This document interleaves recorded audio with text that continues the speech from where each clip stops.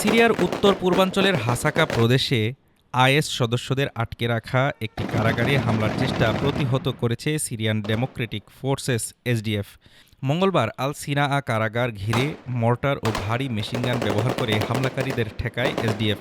এসডিএফের সামরিক কর্মকর্তা আহমেদ হেসো জানান, আইএস যোদ্ধাদের মুক্ত করতে একদল সশস্ত্র ব্যক্তি কারাগারটিতে হামলা চালায়, তবে এসডিএফ বাহিনী সেই হামলা ব্যর্থ করে দেয়। সংঘর্ষে হামলাকারীদের কয়েকজন নিহত ও আহত হয় বলে তিনি দাবি করেন। হেসো বলেন, আমরা পূর্ব কুর্দিস্তানে আমাদের ভূখণ্ড ও মাতৃভূমি রক্ষা করছি। স্থানীয় গণমাধ্যমের তথ্যমতে হামলাটি আইএসের একটি সেলের কাজ বলে ধারণা করা হচ্ছে, তবে হামলাকারীদের পরিচয় স্বাধীনভাবে যাচাই করা যায়নি এবং ঘটনার দায়ও কেউ স্বীকার করেনি। 2022 সালে একই কারাগারে বড় ধরনের হামলা চালিয়েছিল আইএস। সে সময় 9 দিনব্যাপী সংঘর্ষের পর এসডিএফ হামলাটি দমন করতে সক্ষম হয়। এর মধ্যেই এসডিএফ জানিয়েছে, হাসাকার আল সাদ্দাদি কারাগারের উপর তারা আর নিয়ন্ত্রণ রাখতে পারছে না। সেখানে হাজার হাজার আইএস সদস্য আটক রয়েছে। এসডিএফের অভিযোগ, সিরিয়ার অন্তর্বর্তী সরকারের সঙ্গে সংশ্লিষ্ট সশস্ত্র গোষ্ঠীগুলোর ধারাবাহিক হামলার কারণেই এই পরিস্থিতি তৈরি হয়েছে। অন্যদিকে দামেস্ক কর্তৃপক্ষ এসডিএফের বিরুদ্ধে বন্দীদের ছেড়ে দেওয়ার অভিযোগ তুলে এটিকে নিরাপত্তা ব্ল্যাকমেইল বলে আখ্যা দিয়েছে।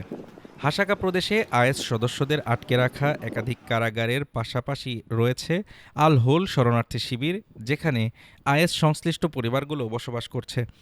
দায়েশ পরাজিত হওয়ার পর থেকে আন্তর্জাতিক জোটের সহায়তায় এসব স্থাপনার নিরাপত্তা দিয়ে আসছে এসডিএফ। তবে সাম্প্রতিক ঘটনাগুলোর পর আন্তর্জাতিক জোটের ভূমিকা নিয়ে উদাসীনতার অভিযোগ তুলেছে তারা। এদিকে যুক্তরাষ্ট্রের সিরিয়া বিষয়ক বিশেষ দূত টম ব্যারাক সামাজিক যোগাযোগ মাধ্যম এক্সে বলেন, সিরিয়ায় এখন একটি স্বীকৃত সরকার রয়েছে যারা আন্তর্জাতিক জোটে যোগ দিয়েছে।